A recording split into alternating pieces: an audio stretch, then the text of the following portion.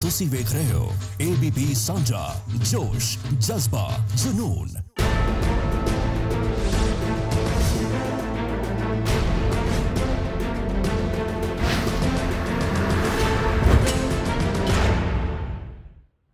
ਸਾਡੇ ਸਮਾਜ ਵਿੱਚ ਜਿੱਥੇ ਕੁੜੀਆਂ ਨੂੰ ਖੇਡਾਂ ਖੇਡਣ ਤੋਂ ਰੋਕਿਆ ਜਾਂਦਾ ਹੈ, ਪਰ ਸਾਡੇ ਨਾਲ ਇੱਕ ਅਜਿਹੀ ਕੁੜੀ ਮੌਜੂਦ ਹੈ ਜਿਸ ਨੇ ਛੋਟੀ ਉਮਰ ਵਿੱਚ ਹੀ ਵੱਡੀਆਂ ਉਪਲਬਧੀਆਂ ਹਾਸਲ ਕੀਤੀਆਂ ਨੇ।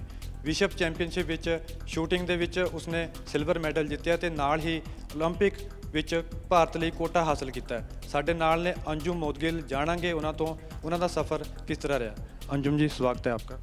आपने कोटा हासिल किया है, इसके बारे में आप क्या महसूस कर रहे हो?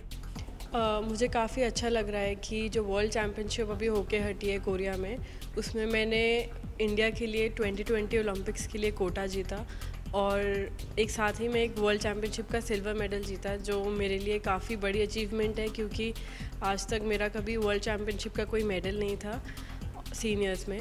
तो मुझे काफ़ी अच्छा लग रहा है कि जो मेरी प्रिपरेशन पिछले साल से चल रही थी, इस साल भी तैयारी थी, वो पहले वर्ल्ड कप मेक्सिको में, फिर कॉमनवेल्थ गेम्स में, फिर वर्ल्ड चैम्पियनशिप में रंग लाई और मैं आगे टोक्यो ओलंपिक्स की तैयारी के लिए अगले 2 साल अच्छे से तैयारी करूँगी। अंजुम, इसके पहले एशियन गेम्स जो ख़त्म होकर हटी हैं उसमें आपका चौथा स्थान आया था और आप कोई भी मेडल नहीं जीत सकी थी, उसमें आपने कहाँ कमी रह गई थी? एशियन गेम्स में मेरा 3 पोजीशन इवेंट था, उसमें मेरा 1 पॉइंट से फाइनल्स रह गया था। तो उसमें मुझे लगता है कि मे बी थोड़ा सा मेरी एक पोजीशन में प्रॉब्लम आ गई, पर मैंने मतलब मुझे बहुत बुरा लगा उसके लिए, पर मैंने उसको अपने ऊपर वो नहीं होने दिया कि मैं नहीं कर पाऊँगी। मुझे पता था मैं एकदम तैयार हूँ उसके लिए। तो इसलिए जब मैं कोरिया पहुँची वर्ल्ड चैम्पियनशिप से पहले, जो प्रॉब्लम्स मेरे को एशियन गेम्स में आई मेरी टेक्निक में, मैंने वो ठीक करी और आई थिंक वो काफ़ी अच्छे से ठीक होके वर्ल्ड चैम्पियनशिप में काफ़ी अच्छा प्रदर्शन रहा मेरा उससे लेकर। आपको कोई अफसोस नहीं हो रहा क्योंकि आपसे मेडल की उम्मीद थी? उसमें मेडल की उम्मीद थी बिल्कुल, तो इसलिए ज़्यादा बुरा लगता है क्योंकि उम्मीद होती है जब सबको, अपने देश वालों को हमसे उम्मीद होती है। पर काफ़ी बुरा लगा था, पर मुझे पता था कि सिर्फ वही कंपटीशन नहीं है, आगे भी है जिसमें जो और भी बड़ा कंपटीशन है हमारे लिए, जिसमें हम कोटा जीत सकते हैं। तो आई थिंक एशियन गेम्स की बुराई, जो बुरा लगा, हम उसको आगे नहीं लेके चल सकते, हमें आगे के लिए भी प्लान करके आगे काम करना है। तो इसलिए मैं भूल गई उसे, उसको उसकी जो हार थी उसको मोटिवेशन में लेके और ज़्यादा मेहनत करी और आई थिंक वो काफ़ी अच्छे काम आई कि चलो अच्छा हुआ आपने वो भूल के आगे जो है कामयाबी हासिल की। एक मैं ये क्वेश्चन पूछना चाहता हूँ, आपके जो इस बार की जो एशियन गेम हुई थी, गोल्ड बहुत कम आया शूटिंग में हमेशा उम्मीद होती है भारत को, पर इसमें गोल्ड 2 ही आए। नहीं, पर मुझे लगता है कि एशियन गेम्स में पहले इतने मेडल नहीं आए शूटिंग में जितने इस बार आए हैं, सिर्फ शूटिंग में नहीं, एथलेटिक्स में भी।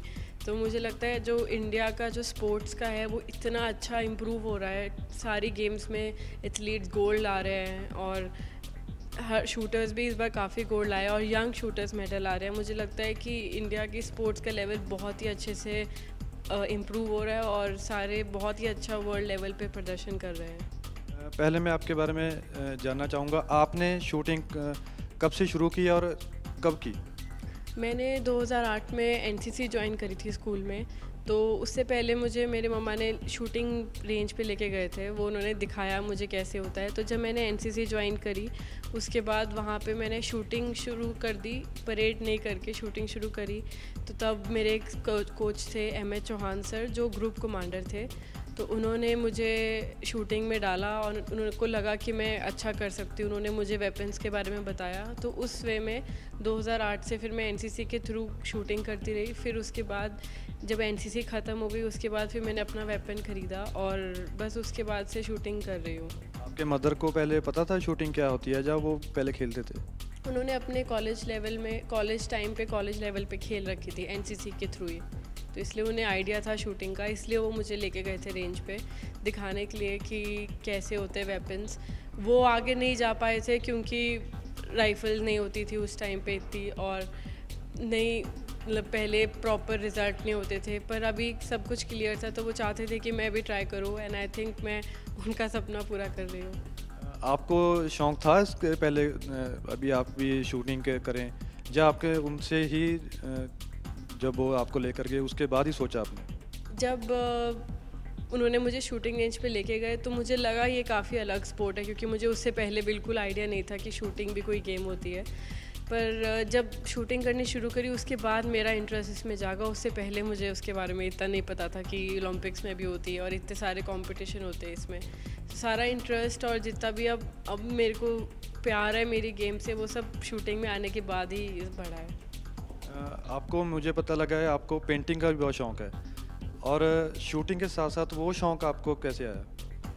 पेंटिंग से क्या होता है ना कि मैं स्कूल में ठीक ठाक कर लेती थी, पर पहले यहाँ पे 1-2 साल पहले मैंने काफ़ी पेंटिंग करनी शुरू करी तो मैंने रियलाइज़ किया कि मैं जब पेंटिंग करती हूँ तो मैं काफ़ी शांत और मेरी मेडिटेशन टाइप हो जाती है पेंटिंग करके। तो इसलिए फिर मैंने पेंटिंग करने में ज़्यादा फोकस किया, ताकि मैं शूटिंग से हट के पेंटिंग करूँगी तो थोड़ा सा माइंड डाइवर्ट होके मैं फ्रेशली फिर शूटिंग कर सकती हूँ। तो इस वे में फिर पेंटिंग भी इम्प्रूव होती रही और शूटिंग भी। जब शूटिंग आप करते हैं बहुत कंसंट्रेशन का काम होता है, ध्यान इधर गया निशाना चूक सकता है, तब आपके दिमाग में क्या चल रहा होता है कि अगर निशाना चूका तो मैं हार जाऊंगी या कोई बात करेगा बाद में, क्या उस टाइम क्या होता है दिमाग? जब शूटिंग कर रहे होते हैं तो काफ़ी कुछ होता है दिमाग में, बहुत कुछ चल रहा होता है, ख़राब हो जाएगा या अच्छा होगा तो क्या। पर आई थिंक हम जब प्रैक्टिस करते हैं और मैचेस खेलते हैं, यही चीज़ है जो हम सीखते हैं कि हमें क्या नहीं सोचना, कैसे अपने थॉट्स को कंट्रोल में रखना है और कैसे हम अपनी गेम पे ज़्यादा फोकस करके नेगेटिव के बारे में ना सोच के सिर्फ पॉजिटिव सोचें। आई थिंक ये सब ट्रेनिंग से आता है, तो ये चीज़ की हम प्रैक्टिस काफ़ी ज़्यादा करते हैं। अब आप अच्छा काम कर रहे हैं, उसमें आप पेंटिंग भी करते हैं, उसके साथ साथ आपको घर में अब सपोर्ट कैसे होती है?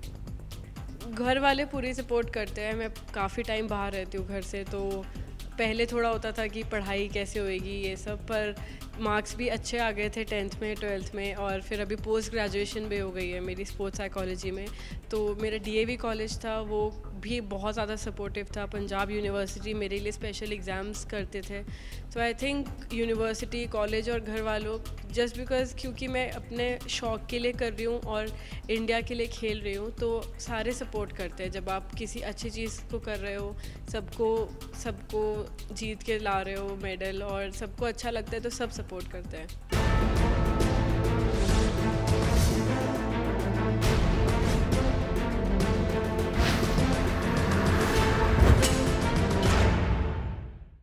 हर खिलाड़ी का एक आइडल होता है, और अंजुम का कौन है? मेरा ऐसे कोई एक आइडल नहीं है। मुझे सबसे कुछ ना कुछ सीखना पसंद है। किसी की कोई चीज़ अच्छी लगती है वो सीख लो, किसी की कोई एक आइडल नहीं है मेरा। एक नाम कोई भी, कोई किसके लिए आप भी उससे सीखे हों, कुछ भी उससे ज़्यादा आपने सीखा हो और उसको देख के आप उसके जैसे बनना चाहते हो? आई थिंक मेरी फैमिली में ही, जैसे मेरे दादाजी हैं, उनसे मैंने काफ़ी कुछ सीखा है कि कैसे जब कुछ भी नहीं होता, कैसे तब स्ट्रगल करके मेहनत करके आप काफ़ी कुछ कमा सकते हो। तो ऐसे मैं अपने दादाजी से काफ़ी कुछ सीखा है, फिर मैंने अपनी माँ से काफ़ी कुछ सीखा है। और जब आप कई बार हार जाते हो, मेडल नहीं आता या पोजीशन नहीं आती, उस टाइम आपके पास क्या होता है, आप क्या करते हैं उस टाइम? कुछ नहीं, मैं अपनी मम्मी से बात करती हूँ, घर पे बात करती हूँ। फिर वो बोलते हैं कि हर बार आप नहीं जीत सकते हो, पर ऑब्वियसली सब कुछ ना कुछ तो सीख सकते हो। तो मैं बस यही देखती हूँ कि क्या गलती हुई, उससे सीखूँ और उसके बाद उस गलती को दोबारा ना दोहराऊँ, ताकि वो दोबारा गलती से मैं फिर हारूँ ना। बस सीख के अपनी गलतियाँ ठीक करो और फिर आगे मेहनत करिए। आप पंजाब सरकार की तरफ से पुलिस में नौकरी भी करते हैं, और जो पंजाब सरकार अब खेल नीति नई लाने वाली है पंजाब के लिए, आप उसके बारे में क्या सोचते हैं? क्या कहना चाहते हैं कि अगर स्पोर्ट्स नीति नहीं आएगी, क्या उसमें नया होना चाहिए? मुझे है कि अभी जो भी नई पॉलिसी बनेगी उसमें ये है कि जो भी बच्चे पहले से मेहनत करते हैं, ये नहीं जो सिर्फ मेडल लेके आए उनको। आपके किसी से बात हुई है स्पोर्ट्स नीति के बारे में भी? नहीं, मेरी बात नहीं हुई अभी तो हम जैसे बाहर से आई हो, अभी मैं जाऊंगी अपने ऑफिस में भी। तो यही है कि जो भी पॉलिसी आए उसमें वो ग्रास रूट लेवल पे जो बच्चे मेहनत कर रहे हैं उनके लिए प्रॉपर स्टेडियम्स काफ़ी बन भी रहे हैं, और भी उनको थोड़ा इक्विपमेंट मिले ताकि वो अच्छे से तैयारी कर सके, और जितने भी खिलाड़ी हैं उनको अच्छे से इंसेंटिव मिले, जिनको जॉब चाहिए उन्हें मिले, कईयों को बहुत ज़रूरत होती है। तो आई थिंक जितनी भी सपोर्ट गवर्नमेंट दे सके दे, ताकि बच्चे अपने गेम पे ध्यान दे के इंडिया के लिए नाम रोशन कर सकें। पर जो आप जो सपोर्ट कह रहे हैं वो पंजाब में मिल नहीं रही है। खिलाड़ियों का शिकवा है सरकार से कि हमें वो जो आप सरकार देना चाहती है वो दे नहीं। एशियन गेम में भी जो मेडल जीत कर आए हैं उन्होंने भी यही कहा कि सरकार हमें दे नहीं रही है। तो आपको कुछ ऐलान हुआ जहाँ, क्योंकि आप चंडीगढ़ में रहती हैं और चंडीगढ़ से ही बिलोंग करती हैं, बर्थ भी जहाँ पे हुआ है और नौकरी पंजाब सरकार की तरफ से की, आपको कुछ हुआ है ऐसा?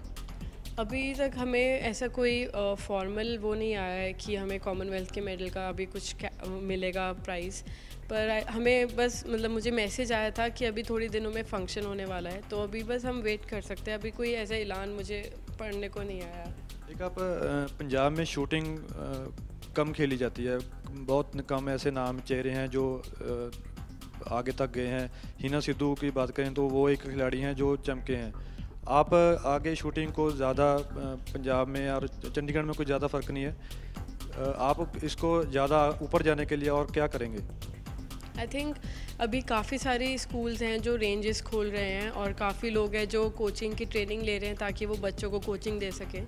और जैसे मैंने देखा है बादल में भी काफ़ी रेंज है, बड़ी अच्छी रेंज खुल रखी है। ऐसी काफ़ी रेंजेस खुल रही हैं और मुझे नहीं लगता कि अभी शूटिंग में कम है, क्योंकि जब कंपटीशन होते हैं तो पंजाब के बहुत ज़्यादा लोग होते हैं शूटिंग में और चंडीगढ़ के भी काफ़ी, तो ये काफ़ी ज़्यादा इम्प्रूव कर रही है। हर गेम में ज़्यादा लोग आने के लिए टाइम लगता है, पर आई थिंक काफ़ी अच्छे से बढ़ रही है शूटिंग स्पोर्ट। सिर्फ पंजाब में नहीं, पूरे भारत में बहुत ज़्यादा लोग हैं जो शूटिंग को देख के, शूटिंग में जितने भी इंटरनेशनल मेडलिस्ट हैं, अभिनव बिंद्रा, उन सबको देख के लोग सीख रहे हैं और आगे आ रहे हैं अभी गेम में।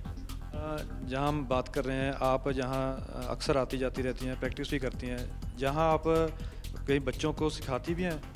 बिल्कुल, अगर मैं प्रैक्टिस कर रही हूँ, कई बच्चे, जैसे हम भी जब शुरू में करते थे, हम भी चाहते थे कि हम अपने सीनियर से पूछें कि उनके कैसे एक्सपीरियंस रहते हैं, कैसा होता है, तो हम सब उनसे भी पूछते हैं। तो वैसे अब हमें रियलाइज़ नहीं होता कि हम भी वो सीनियर बन चुके हैं, तो अभी जो नए बच्चे हैं वो हमसे पूछते हैं कि कैसा रहा और अपनी राइफ़ल के बारे में, तो हम भी बताते हैं उन्हें, क्योंकि हमें बुरा लगता था जब नहीं कोई बताता, तो हम भी बताते हैं कि उनको भी इंटरेस्ट रहे गेम में। और आगे आपका गोल क्या होगा? क्योंकि ओलंपिक का आपको कोटा तो मिल गया है, और अब आप क्या सोच रहे हैं, क्या प्लान है आपका आगे? अगला प्लान, अभी हमारे कुछ इंटरनेशनल कंपटीशन नेक्स्ट ईयर होंगे और कुछ डोमेस्टिक नेशनल्स और ये सब ट्रायल्स वगैरह इंडिया में होंगे, तो अभी बस उसी की तैयारी करूँगी। और वही बस कंपटीशन ये है कि अभी बस टोक्यो की तैयारी के लिए कौन सा कंपटीशन खेलना है, कब रेस्ट लेना है, वो सब ध्यान में रख के ट्रेनिंग करूँगी। आपका नेक्स्ट कंपटीशन कौन सा है? अभी एशियन एयरगन है कुवैत में, अभी नवंबर या दिसंबर में है, तो वहाँ जाएगी टीम। आपने इतनी छोटी उम्र में काफ़ी बड़ी उपलब्धि हासिल की है, आप एक मैसेज देना चाहेंगी जो उनके लिए जो खेलों में कम आते हैं, अगर शूटिंग हो, कोई और खेल हो? अब कई लड़कियां हैं और लड़के भी हैं जो खेल से दूर जा रहे हैं, उनको क्या मैसेज आप देना चाहेंगी? बस यही कहना चाहूँगी कि जो भी करो, चाहे खेल है, चाहे पढ़ाई है, चाहे कोई भी डांस गाना कुछ भी है, जो भी करो अपने एकदम मन से करो और बिना चीटिंग के करो। तो जब भी आप कुछ अपने लिए, अपने देश के लिए, अपनी फैमिली के लिए करोगे बिल्कुल प्यार से और उसी पैशन से, तो आप पक्का उसमें सक्सेस ला पाएंगे और अपने देश के लिए, अपने फैमिली का नाम रोशन कर पाएंगे। Thank you Anjum. Thank you. ਇਹ ਸਨ ਅੰਜੁਮ ਮੋਦਗਿਲ, ਜਿਨ੍ਹਾਂ ਨੇ ਆਪਣਾ ਸਫ਼ਰ ਹੁਣ ਤੱਕ ਦਾ ਸਾਰਾ ਸਾਡੇ ਨਾਲ ਸਾਂਝਾ ਕੀਤਾ ਤੇ ਇਹਨਾਂ ਦਾ ਆਉਣ ਵਾਲਾ ਟੀਚਾ ਟੋਕੀਓ 올림픽 ਹੈ, ਉਸ ਵਿੱਚ ਮੈਡਲ ਲੈਣ ਦਾ ਹੈ। ਚੰਡੀਗੜ੍ਹ ਤੋਂ ਕੈਮਰਾਮੈਨ ਰਜਿੰਦਰ ਦੇ ਨਾਲ ਹਰਪਿੰਦਰ ਸਿੰਘ, ABP ਸਾਂਝਾ, ਚੰਡੀਗੜ੍ਹ।